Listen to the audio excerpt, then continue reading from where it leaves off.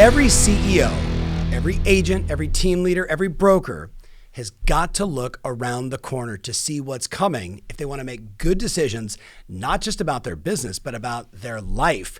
Today, I've got the man who can help us understand the 9 most important trends in 2022. So you as an agent, you as a team leader, you as a broker can make better decisions. And I'm going to press him hard with a whole bunch of questions. So Jack Miller from T360, what's up, man?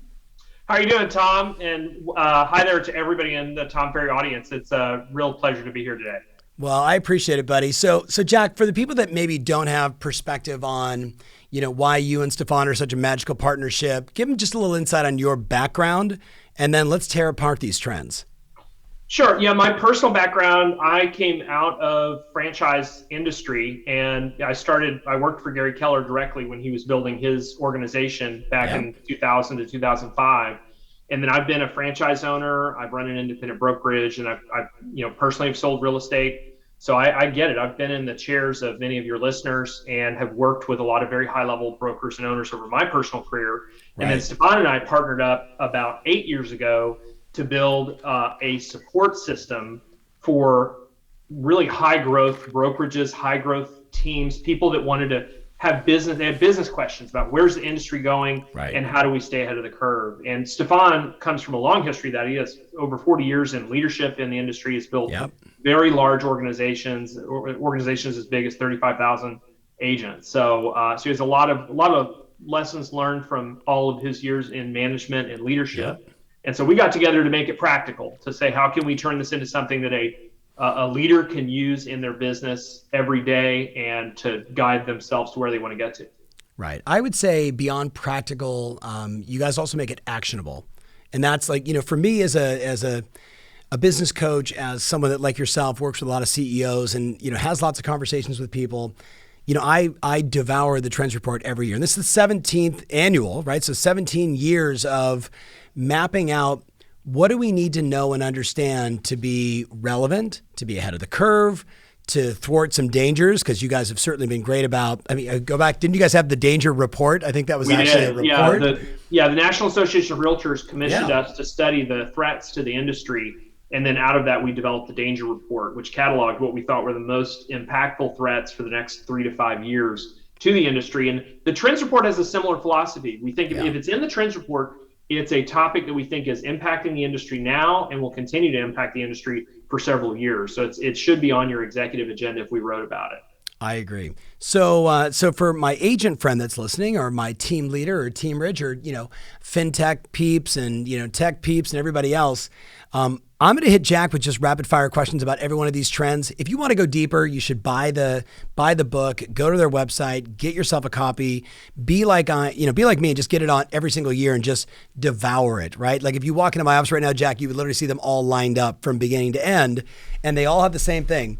Little stickies, dog ears, and notes where I was like, I'm going to take that and I'm going to synthesize it, or I'm going to go test it with my audience to see, can we get the kind of response we want? So it's been a beautiful gift to the industry, and especially to me. So thank you. All right. Trend number 9, going from the countdown 9 down to 1. I like that there's only 9 trends this year. Thank you for a little less reading. Is the impact of new construction. So Jack, Ivy Zellman and I were chatting recently. She said there are more sticks in the ground or houses in process today, as we're recording this, more than we had in 2004, 5, and 6. Not combined, but each year collectively. Everybody's complaining about inventory. Well, it's about to hit them in the face. What does an agent or team leader need to understand about supply chain, the inventory that's coming, and how should they best prepare their buyers and sellers? I think you asked 4 questions in there, but I'll give it to you straight. So this chapter, we evaluated what's happening with the housing shortage, the fact that we are in a housing shortage. Yep. Because I think a lot of buyers and sellers that all of your audience is probably listening to are saying, hey, are we in some kind of weird bubble? The prices keep shooting up and what's going on? And this chapter, I think really the number one reason for an agent or a team leader to go through this is to understand the inventory situation and how real it is and how sustained of a housing shortage we are in and how it's going to continue to last for years. Like all of the construction being done is not going to solve the problem for about a decade. Even at the level of construction we're doing, we haven't returned to anywhere close to balance. So it's part of this is to help people understand this is going to be the new normal for a while. We're not seeing the home builders just can't build fast enough, and they're not going to be able to build fast enough to get us out of this. Do you guys cover it all, what we're seeing with the KKRs of the world and all these other funds that are buying everything they can get their hands on the $250,000 to $400,000 buy box in every sand state because the cash flow and the rents and the appreciation and the taxes are such a huge advantage? Do you guys cover that? We talk about it internally. We don't write about it at length in our trends report because that's more on the investment portfolio side. Yeah. But I think there's some things to be learned from that. There's a reason they're buying because they recognize the inventory situation that we're in as well. And they know that if they buy and hold, they're going to do well because of the asset appreciation that they can experience and the demand for housing. The demand for housing is not going down. No. Fun fact, we're in this great debate around, are we in a buyer's market or a seller's market? And of course, everyone listening is going, oh, seller's market. We actually believe we're in a buyer's market. So Jack, you ready? If you sold your house 2 years ago, was that a good idea? Or was it better to sell it today? So it was probably better to sell it 2 years ago and buy something else, and then you'd have whatever additional appreciation. There you go. That makes it a buyer's market. Because the job is to buy low and to sell high. That's right. Yeah, right? And we know that based on the fundamentals here, we have a supply-demand problem. Right. So if you can find a better asset that you think will appreciate more, you should buy it. 100%. It's been fascinating to watch just the how it makes some people's eyes cross when I say we're in a buyer's market, and they're like, there's no inventory. I'm like, wait, we sold almost 7 million houses last year. We just don't have inventory that's sitting anymore. It's up and it's gone. It's up and it's gone to the tune of, 7 million houses in the US. But let's go to number 8. Number 8 is the residential real estate media landscape. So you talk about Inman, Housing Wire, you guys, and so many others, Riz Media. Why should an agent even care?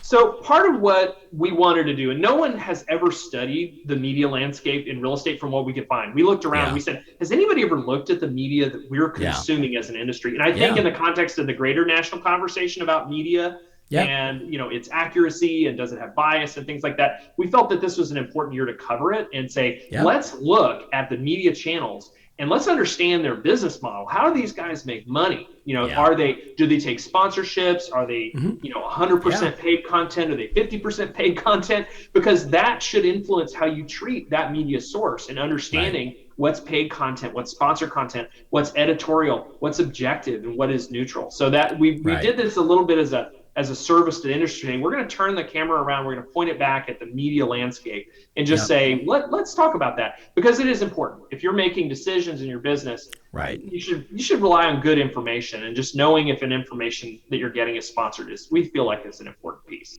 I agree. And you and I both know the old line is headlines do more to terrify than they do to clarify. So, reading beyond the headlines, and then am I reading sponsor content? Am I reading something that's clearly paid for and selling a product or service versus, hey, this is a down and dirty actual report on what's going on, which is why I love your guys' stuff. I want to ask a backup question though. I am a huge advocate for agents becoming the media company in their local marketplaces. What are your thoughts on that? I think it's a great strategy. I mean, the goal that you have as a real estate professional is to be the trusted source for your people. And so we actually talk about this in one of our programs. We say you want to monopolize the minds of the people that are connected to you. So they just automatically go to you for real estate concerns. And media is a very powerful way to do it. Being in front of them regularly, becoming a trusted source of information. And then that's how you get business from people. They say, what, so-and-so has always told me straight about what's going on with the market. I'm going to refer you to them. Yeah. Okay. One of the things you guys did this year, which I thought was interesting, is you talked about this thing just called perspectives. And one of the perspectives was the traditional real estate model. And my question for you is it dead? So this is a great question. And it's something that we have a lot of fun talking about. And we definitely have, by the way, some of those big companies that have a lot of money coming into our space. They're pretty convinced. Compass, who, friends, clients, like all these big major companies, especially the ones that have written, we're all clients of ours, but let's face it, they're still a traditional real estate company, traditional splits and, yada, yada, yada. And that's what you mean by traditional, I'm assuming, right? Exactly. is what we think of as like a full service traditional brokerage that has some kind of graduated commission split plan and that way of doing business. And so our industry, if you look at the history of our industry, and Stefan's done such groundbreaking work here studying change in our industry, our industry is not an industry where a new competitor comes in and displaces all of the old competitors, right? Yeah. Ours is an additive industry where it's like, when Remax came into the scene, boy, everybody thought that was really disruptive, and to the extent they tried to kick Dave Liniger out of NAR and said you can't be part of this thing. So, but what happened is Remax and the desk fee commission structure, Realty Execs and others, it became another option in the real estate agents world. Same thing with Keller Williams. Same thing we're seeing today with EXP. So the new models don't eat the old ones. They just add more options on the shelf for the agents. And then in the new stuff that's coming out for consumers, where we have these blended mortgage, brokerage, all-in-one stop shop. Yep. Those are just creating more options for the consumers as well. So this is an industry that likes creating new options, but we don't see these new options destroying the old ones. You can still run a great traditional brokerage in this country, and we know we have access to a lot of these companies, and we get to see their financials, and there's some very healthy ones out there, and that's not in question. Yes. Well, I know I've got some pointed questions around some of these new models, which we'll hit in a minute, but let's go to number 7. I love all this. Number 7, branch managers, magic, and how to find it. Jack, this has been an issue that I've dealt with for at least 25, 26 years. Every CEO, every owner I've ever talked to, Ferry, how do I find more managers? Right? And especially with the manager's comp changing, starting about a little over a decade ago during the global economic meltdown, the comp model has changed dramatically for managers. So what's the solution here? And why should an agent care? So the reason why, first of all, if you are growing an organization, you probably already care. Yeah. If you're running a team, you care. Yeah, absolutely. So I think, from that perspective, we're always looking for people to lead organizations, and branch managers are at the nexus of what happens in a local office with an agent. They are the tip of the spear. Yeah, the tip of the spear. The reason the agent cares is understanding what kind of leadership and support they're going to get, because they're probably going to get it from that branch manager. It's probably going to be the person that they'll interact with the most outside of the agents that they are working with on other sides of deals. They're going to be calling and talking to that branch manager for support, coaching, help, backup, all those kinds of things. And so understanding that landscape we think is important. In the chapter, we talk about the kind of the career life cycle of branch managers and where they are in different places. And that might influence you as an agent. Like, do you want to work for a person who's kind of starting up a new thing and is building a new company, or do you want to work for an established manager who's managed hundreds and hundreds and hundreds of agents successfully? What is your persona for that? What do you want? What will help you the best? It's been a while since we've done the research, and I'm curious if you guys have. When we would survey, agents and clients of ours, okay, you left, why? Right? Number one reason always was, I left because of the manager. Why'd you join the new company? I joined because of the manager. And then culture, marketing, tech support, blah, blah, blah. And usually 5 or 6 was splits. We always think it's always splits. And again, I have not done this survey in a while. Do you have any updated data points for us on that? Like, why do they go? Why do they come? So when we've interviewed people, it's almost always come down to something related to people or culture or fit. Then the commission structure comes in later, and it kind of provides the backup support to say, well, I'm not working with people that are really supporting me very well. I'm not getting what I need in order to do my business. Yeah. And I could go somewhere else and I could maybe save some money, so it almost becomes a secondary reinforcing point to why they should move. But it's usually, if an agent is happy, making good money, getting supported well, they usually do not move. It's unusual. It'd be unusual for them to move just for money, because then you'd lose all that. You lose that. And that's hard. It's hard to find that. I have a client who paid his brokerage last year $1 million. And some people will hear that and they're just like, oh my God. Well, obviously you can figure out he made a lot of money. He's on a really high split. And every one of them will say the same thing. Well, I should switch because if I went to company X, and I'm like, well, before you do, let's break down everything that you're going to add on as a cost. So it's kind of like when it's always about the money, then it's just always about the money. I think it's always about people first, culture. Money and shekels can be figured out. But if you don't get people right, you don't get culture right, you don't get support right, who cares? Yeah, we would totally agree. If people will join for money, they'll leave for money. And people that are long-term successful, this is a relationship business. This is a business where people are going to invest in your career as an agent. Yep. And if you're a leader, you're going to invest in other people. And that's what you should be looking for, is people willing to invest in you and then people that you can invest into. I guarantee you right now, Jack, there's somebody's like, Ferry, screw you. Like, it's, you know what I mean? Because for some people, you're right. It's just about the money. Right. And that's okay. That's okay for them. Now, number 6, the technology consolidation wave, right? All these acquisitions that are happening, and I'm watching the same thing you're seeing, which is fascinating.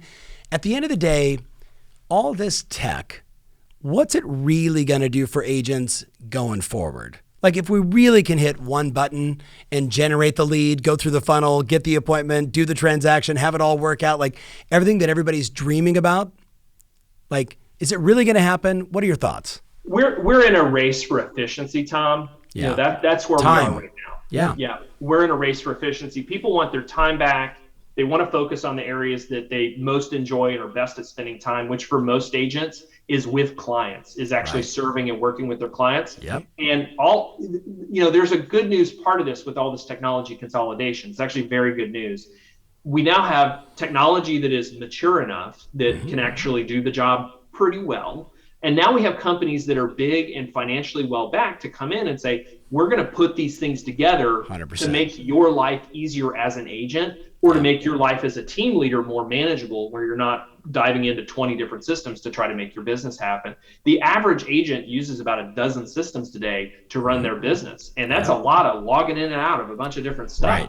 Right. It's so interesting because, again, I've been doing this for, 32 going into 33 years, and like, tech used to be a fax machine, right? And now you look at, to your point, 12, 15, 18 apps on an agent's phone running their entire business remotely. I just think it's going to be interesting to see, at the end of it all, like in most industries, are we just going to see Microsoft that owns a bunch of stuff, Google, you know what I mean? Like the 2 or 3 major conglomerates that basically suck up, like look at what Realtor.com has done, right? Like, even though they sold off Top Producer at one point, they kind of own a bunch. Then you look at what Fidelity did over the last 3 or 4 years. They went out and bought, Real Geeks and like 7 other, like Sync and all these other companies. Is that the winning solution? If I was listening to this right now and I'm a broker owner, should I be thinking about acqui-hires, buying my own, building my own? What's your perspective? So we're seeing that these companies that are acquiring and actually trying to put platforms together, I think they're much more purposeful today, Tom, than at any time ever. And I do think for major platforms, we're seeing that sort of consolidation where there will probably be, among major brokerage platforms, 3 or 4 big players that kind of control most of the market. And you can just watch what Lone Wolf is doing or what MoxieWorks is doing, and you can see it. You can see it coming. Now, the challenge is this is a really innovative industry. This industry likes to come up with new stuff, new marketing stuff, new ideas. So there's a very healthy market of startup companies and little firms building really cool things for realtors to use to stand out in the marmarketplace. And that's not going to go away. And as a matter of fact, it just continues to acquisition. It's going to accelerate. It's going to accelerate. So I think we're actually in a healthy situation where more options are being created, and the well-resourced people coming in and buying things and putting them together really have that goal of providing more and more of a one-stop shop. So I think net benefit is probably mostly to the agent in terms of efficiency and productivity. Now, I don't know. You say build versus buy, and boy, what a conundrum. I can tell you that our firm does a lot of consulting in that space, and we are spending more time unplugging broker-built systems or home-built systems and putting in place, systems that are professional products that are managed like a professional product is. Like, we're spending a lot of time doing that right now because it's pretty hard to build and maintain a significant product. I mean, it just takes a lot of money in today's tech landscape to do that. So we're seeing more buy and partner than we are build. I wouldn't rule build out, but definitely more buy and partner right now. Yeah, I've invested in nearly 90 different startups, and I can tell you, like, the number one question is, talk to me about your management team and your ability to scale, and have you done it before, and what's going to be different about this one? And because I mean, you probably get the same thing. Hey, Ferry, I created the CRM. It's the world's greatest CRM on the planet. And I'm like, go watch any of my content. My favorite CRM is the one you get for free. that you should just use because they're all the same with a few minor variations, right? Like it is an interesting spot. Okay, this is the one I wanted to get to. I was so excited about. Back on perspectives on real estate brands. And you mentioned all three of these companies. And I got to give a shout out, Jack, to my dad. My dad and I were chatting one day and he's like, who wants to kill EXP? And I was like, Keller Williams. He goes, and who wanted to kill Keller Williams? I'm like, Remax. He goes, that's been the industry. He goes, who wanted to kill Remax? I said, Century 21. He goes, that's it. He said, you just covered all 45 years of my real estate career in 3 or 4 answers. So I mean, obviously, for all my friends that are watching that are with all those brands, I'm not busting your chops. We talked about it earlier. When you look at the perspectives of real estate brands and you see what all these new companies are doing with these new models, like, what do you think is next for real estate when it comes to a brand standpoint? What's missing in the market? Well, that's a good question. We've seen EXP come out and do incredible, similar following Keller, where they've done a really great job of capturing the mind share of the agents. Like they've done a fantastic job there. And we've seen Compass working to capture more of the consumer. But I think what's been missing, is the integrated where it's like, oh, we've got the agents and the consumers. We're able to really appeal strongly to both audiences and bring more and more in. And I think for that, we address it in this trends report, more of the integrated services, more of the one-stop shop, making it really a great experience for the consumer, which is very, very hard, which is why we don't necessarily have it today. So I think that's the trend line. You say, what's the trend line? Well, some companies are really great at getting the agent mind share. Some companies are really working on or getting better or maybe quite good at the consumer mind share. So how do we put those things more and more together? Yeah. Who do you think if you go back in the history of real estate, and I'm putting you on the spot here, who do you think did it best on both? Or who do you think is doing it well today on both? Well, some of our legacy brands did very, very good work here. So, and you've named some of them. I mean, I think Remax did incredible work in consumer brand identity, but it followed Century 21 in brand identity. So the foundation has been laid. There are some companies in our industry, if you look back in history and say, when people thought of real estate, in the 80s, what did they think of? And a lot of people thought about Century 21 and about Remax. So there's very good examples from our history of companies that have done well in those areas. And then you flip over and say, okay, people are now really focusing on making systems that work really well for agents. And that's where you're looking at the EXPs and the Fathom. So many of the companies that, that do well at this, they're already in the list. They're already ones that we all know. And they're just trying to get to that next level themselves. And how do they make it through? Yep. You know what I love about this industry, and Jack, there's so many things, but one of them is the optionality, right? That there's a different sandbox for everybody. Right? Find your sandbox, play in it, play with the people you want to play with, and go help a lot of buyers and sellers, and it's all going to work out just fine. But I love it. I mean, I look around the industry. You know what I love too? All the independents, right? The people that are willing to, I'm Jack Miller Real Estate. Like, here we go, right? And they make a mark, and then sometimes they become Wes Foster and Long and Foster. Sometimes they become Jim Weichert, right? I mean, like, they literally become these monster iconic brands, and they inspire me. John L. Scott, Lennox Scott, right? Like the same kind of thing. I think there's just a place for everybody. The key is finding your place. Well, that's what attracted me to this industry as a technology person. That was my background as I came in. And I said, wow, this is such a flywheel of entrepreneurial activity in its entire history. And it is one of the few that is left where you can make a very high income, which I know you work with very high incomes in your programs. Yes. And it's relatively easy to enter. You don't have to go spend 8 years in school and drag around $200,000 in college loan debt in order to do very well for yourself in this industry. And that's kind of what the United States is about. That's the American way. I agree. Low barrier of entry, high failure rate. Sign me up. Do you know what I mean? Like, sign me up. Let's go. Okay, number 5, CoStar. Andy and the squad. Got a lot of buzz early on, but I'm not hearing much. And my note, literally, this is not razzing my friends over there. Should agents even care? And do you actually think Rich Barton cares? So yeah, we do think he cares. We do think the industry cares. And the reason is, what you're watching a giant coming into a space they've never been before.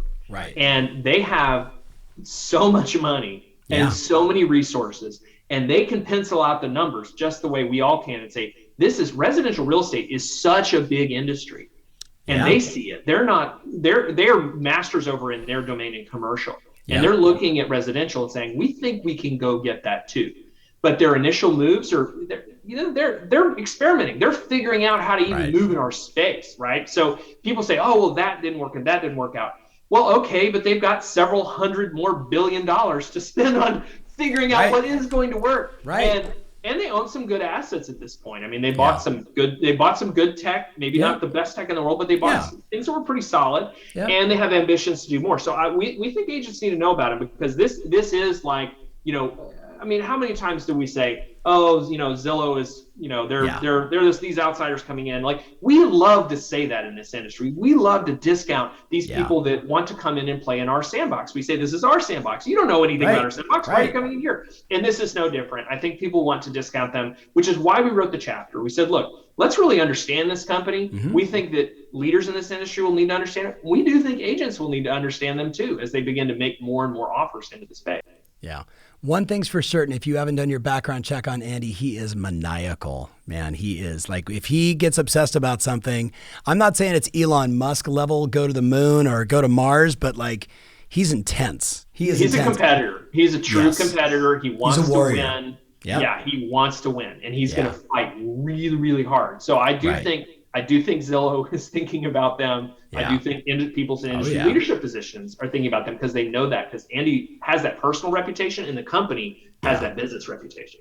I think that I'm going to go on a limb here, Jack. I think that they should just buy Redfin, fire all the agents or give them to Realogy, and then have that asset. Because if they were in the game like that, it would be pretty ridiculous really fast. Going back to buy, build, right? Like, they're buying these smaller companies and then trying to make them substantial.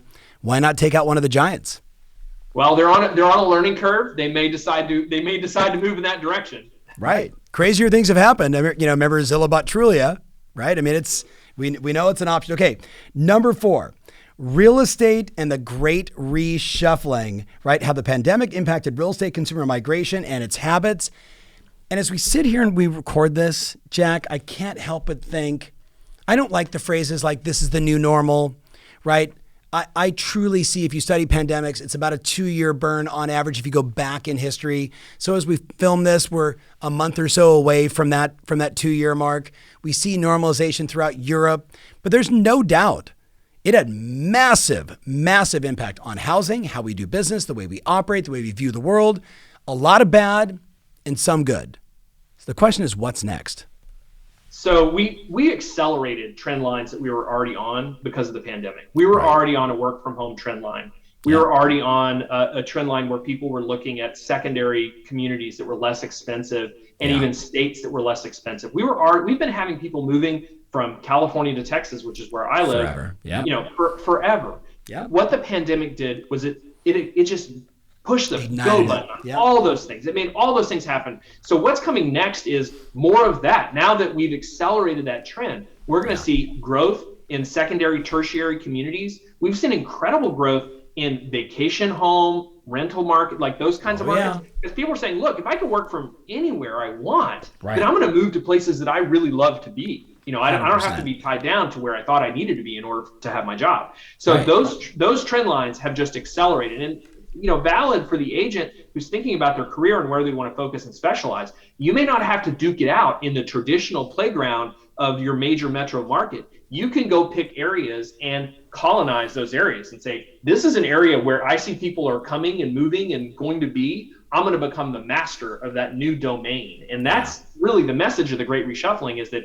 people are making different housing decisions now that are enabled by these trends that were accelerated by the pandemic. And we can all learn from that. That's valuable for everybody. And there's no doubt when you think about too, I'm going to make this statement and it'll ruffle some feathers, but the ease of generating leads today, whether through acquisition or, just traditional marketing or more relevant, online marketing, the ease of it today does allow that person to say, I want to move from Hoobie-Dealville to Ding-Dingville.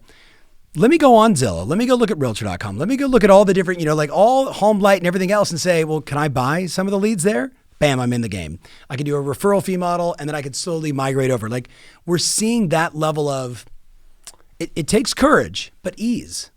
Right? Ease today, where people really get to make those choices. I see it in my own client base that One of my clients opened up a brokerage because he wanted to live in Utah, but he has a huge, successful, massive market share, single office teamerage, right, in Southern California, but he wants to live over there, right? And he's running both wildly. He said, hey, the pandemic helped me, man. We're doing Zoom meetings. Here we go. Yep.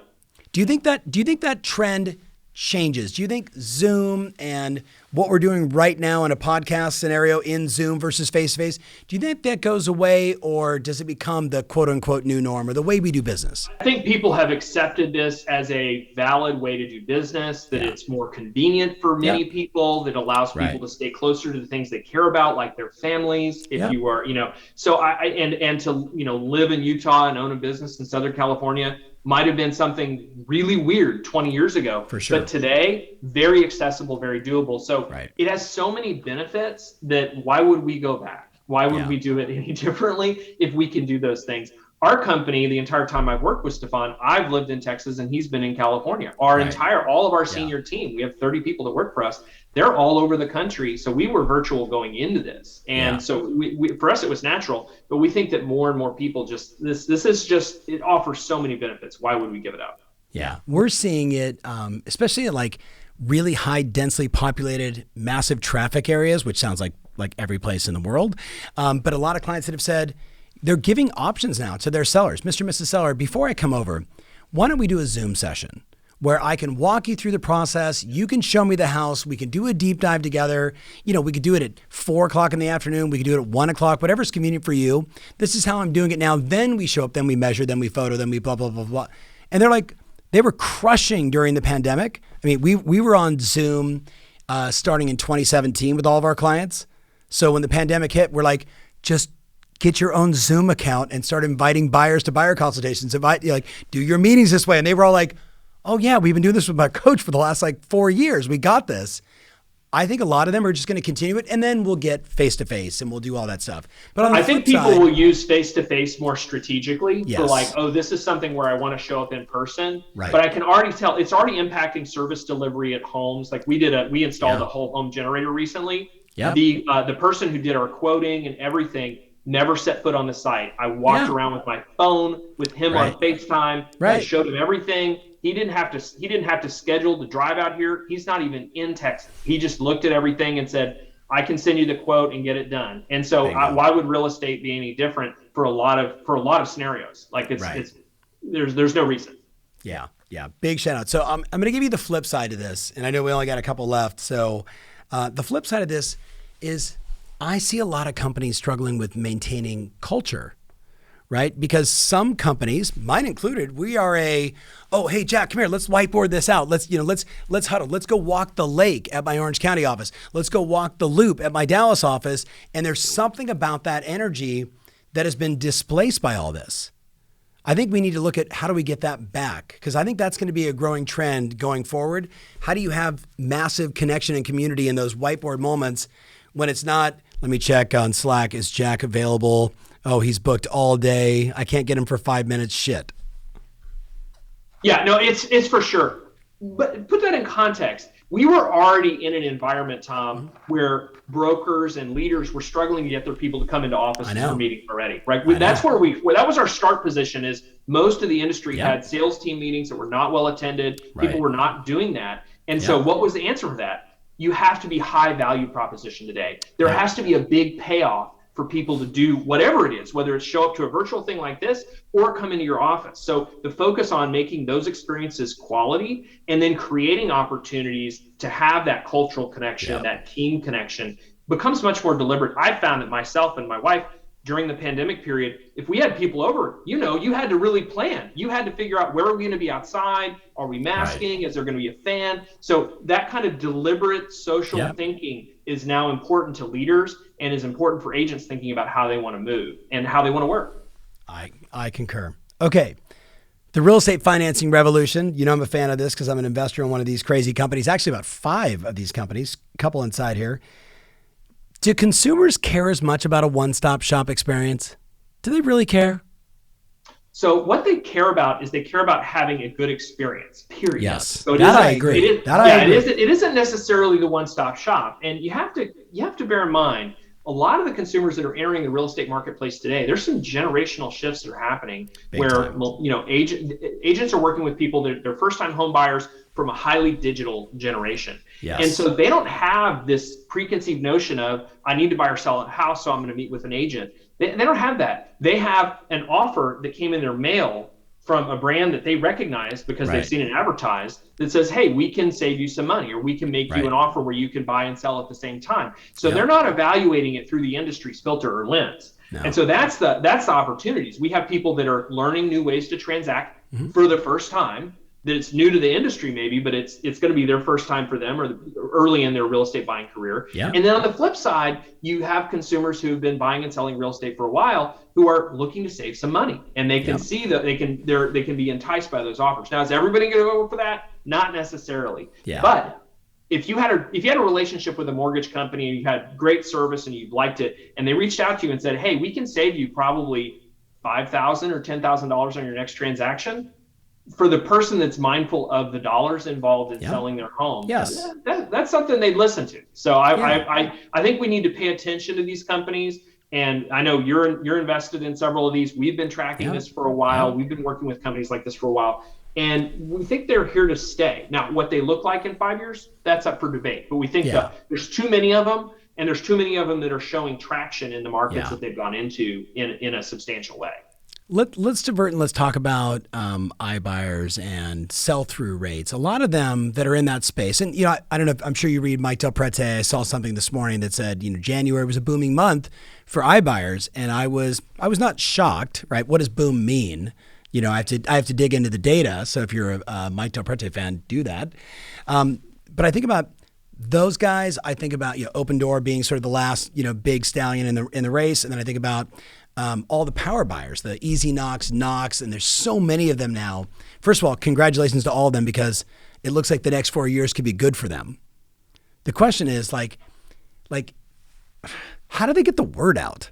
I don't talk to any agent that says, oh yeah, I use Easy Knock all the time. And I'm an investor in Easy Knock, for the record. So the CEO is going to hate me even saying this, but I don't see them saying, even though they're killing, I never hear an agent go, oh, I had this scenario where the person wanted to get the cash out and I got him the cash out, then we went and bought him a house and we used Easy Knock, and it was like, you know what I mean? And literally right now, I'm going to get hate email for this, but sorry, buddy. What's going to drive that phenomenon, Tom, we think, is these companies are solving some real problems for consumers. They are.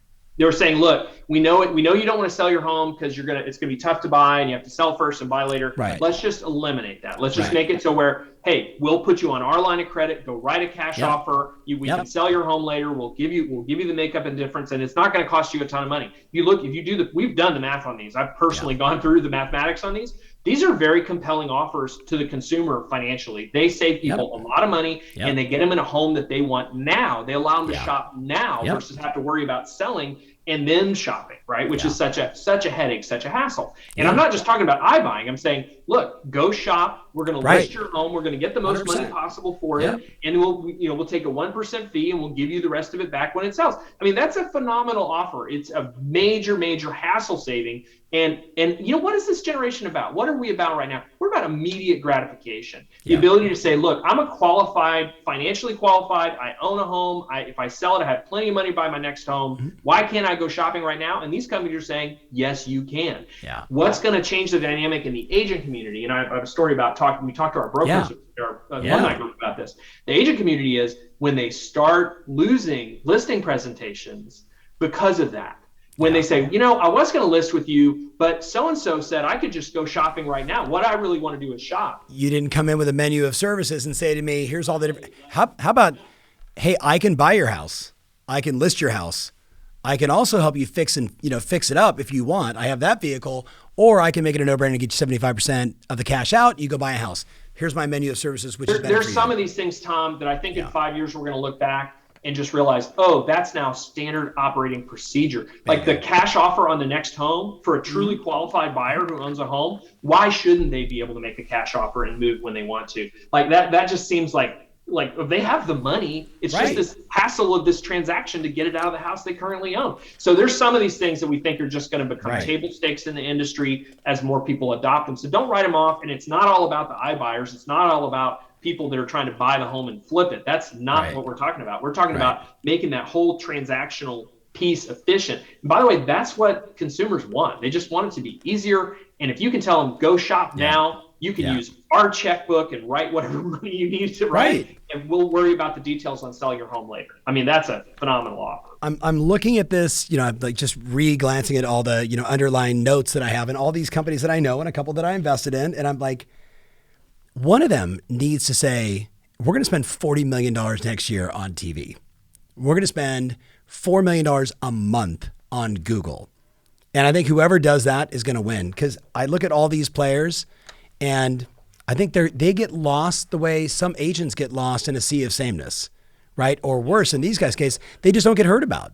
They just But there's an opportunity for agents in this. Of course. Go partner. They're not going to buy TV advertising. You be their TV advertisement for your neighborhood, your clients. Like, you be the person that gets the market share and can use it to drive your sales volume, can use it to make better offers for the people you know. Hey, I can help you buy and sell and save you a bunch of money. I mean, that will get your email to come in. That'll get your phone to ring. That's the thing you want, right? Yep. I think, for, again, sorry, Easy Knock, but because I'm a huge fan of this company and they're blowing up, right?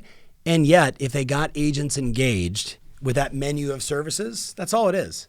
And you and I both know 75% of all the deals are done by the top 25% of all the agents in the country. So it's not like you have to get every one of them. You don't need, Phyllis, new agent, Phil, new agent. You need like the upper echelon, and you get a percentage of them, and they're like, hey, I can buy the house, I can list the house, I can help you put some money into the house, and I'll take it out of the commission at the end, or, close of escrow, or I've got this other solution.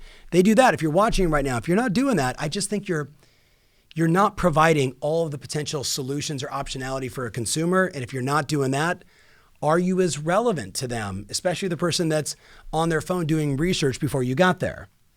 Yeah, absolutely. One last thing I'll say on that. We surveyed our broker group. We had our broker mastermind last month, and we put this on the list. We said, let's talk about this. I did not know how it would go, Tom, because I was like you. I was like, I don't know, people are talking about this. We surveyed. We had about 30 brokers there. Mm-hmm. I think all but 2 or 3 of them had done multiple deals with one or more of these companies in the last 90 days. Like they all had. They said, yes, I have agents doing it. I have people using it. I have some people doing this. And they had a variety. They shared their experiences. Sure. But we think, if we asked that question a year ago, we would not have gotten that answer. I agree. I agree. And I'm an investor in a couple of them. So I do believe in it. I believe in the model. Okay. Private equity.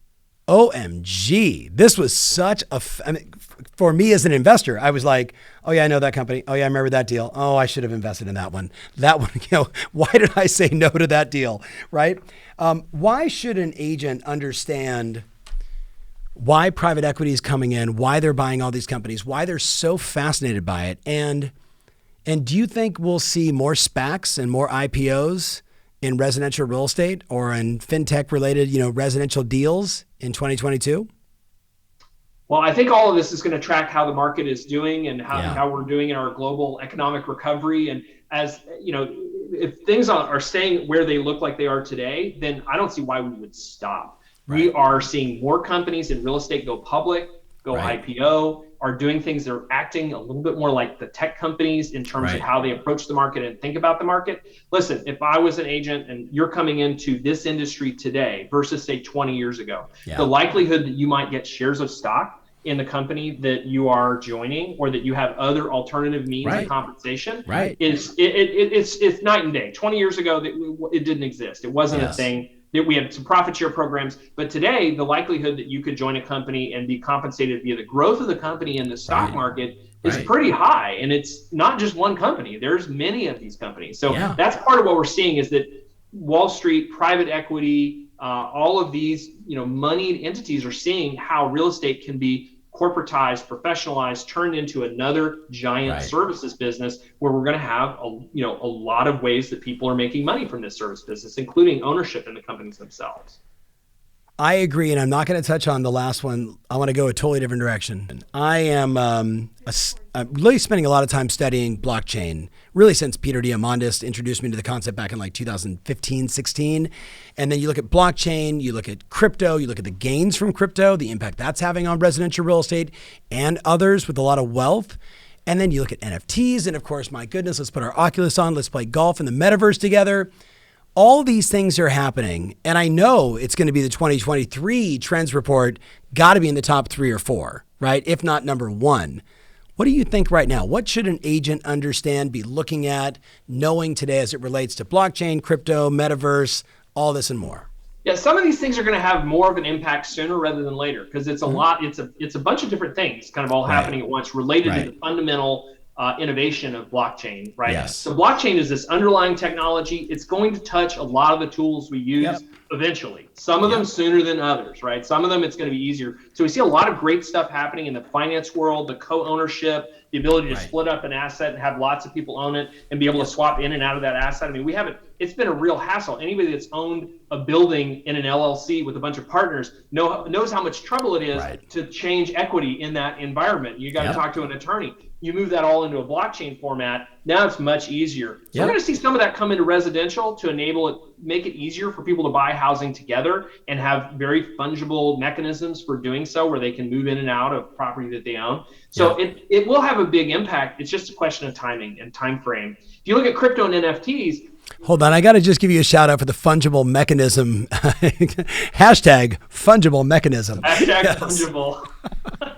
Sorry, I interrupted. I apologize. So you said, thinking about crypto, I mean, we're seeing, like, Bloomberg a couple of weeks ago came out and said, in residential real estate, if you're in the high end is going to boom because of the gains from the stock market and the gains from crypto, right? So, what percentage, I don't recall from the article, but the headline, I was like, yeah, that doesn't shock me. We had people that invested in tiny little coins that went from 7 decibels down to 1 decibel. And if you're a math person, you realize that is insane growth. But what do you think? How does it impact real estate? Well, there's a couple of things on real estate. So there's kind of, first, fundamentally, crypto and trading and actually using it for real estate transactions. We're kind of in the barter stage right now. It's like there's no, you don't close a transaction with Bitcoin. You and the seller agree to, like, okay, I'm going to give you so much Bitcoin, you're going to give me the title. It's all still done in fiat. Yeah. It's really, it will all have to be converted to dollars, at least in the current state. Yep. Where I think things are interesting, and you talked about it, there's some very, very high net worth people. There's some people that have been, Bitcoin millionaires. They've made a bunch of money, and they actually have a problem where if they sell that, it's being treated as a capital gain. Of course. And so if I was an agent, I would be looking at how can I work with those people to convert those capital gains into investments into opportunity zones where they can tax shelter their gains and do that for a decade and pay no capital gains tax. And seeing, because there's multifamily projects, you can do single family, you can build an opportunity zone fund. So we're kind of looking at how that impacts that high end of the market, where you've got people that they made a bunch of money and now they need to do something with it. They might want to do something in real estate with it. So how can we help them get it there and minimize their tax consequences and make it really attractive to them?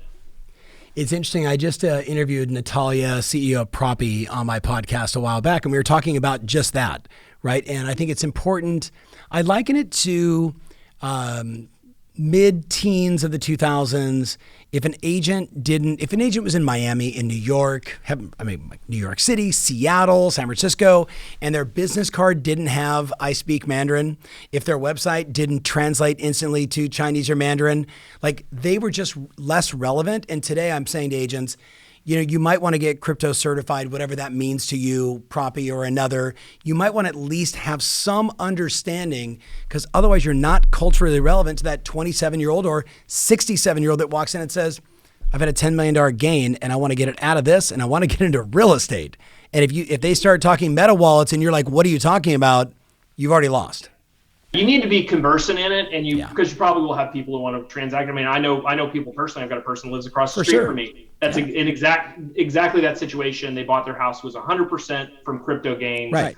And he needed to work with somebody that was savvy to that and understood what that meant. And I think this is an area we need to get educated so we can be prepared for what's coming next, for sure.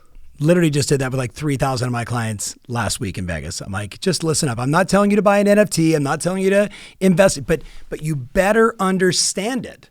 So when someone walks up and says, hey, I'm thinking about, trading from this, that you're not like, huh? Right? Like, just do the basics. Okay. The very last one of the trends, the accelerating transformation. The industry embarks on a whole new era. Jack, what is that era?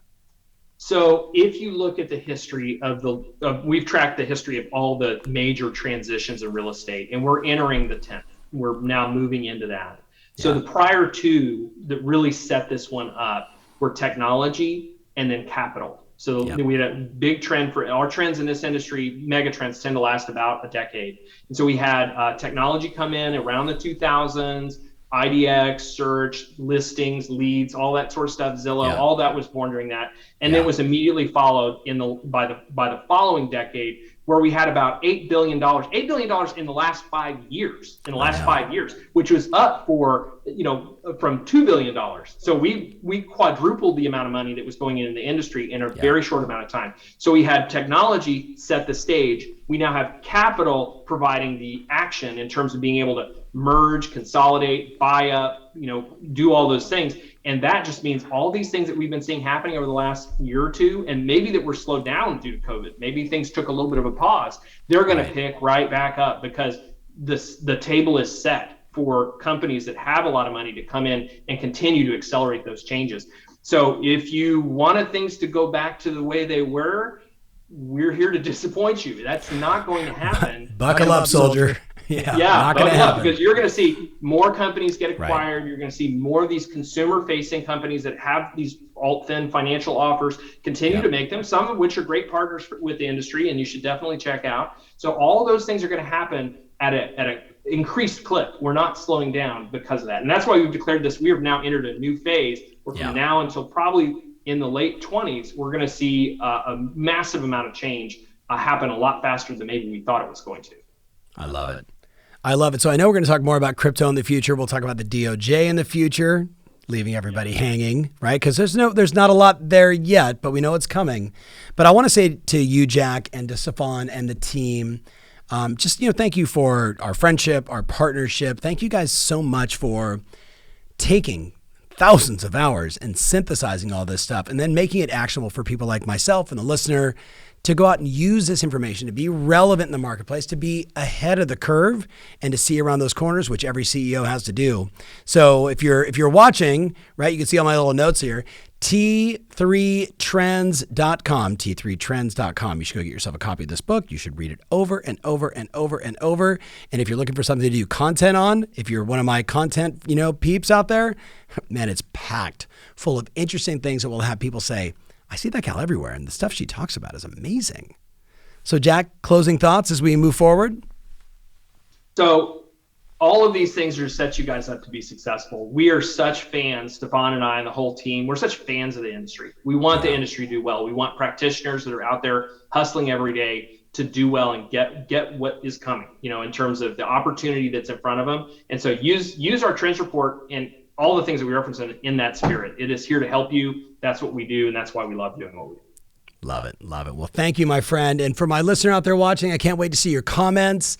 You can certainly follow Jack and the T360 crew on every possible social media channel. Highly recommend them on LinkedIn. Thank you, my friend, and I look forward to talking to you soon. Be well. Great. Thanks, Tom.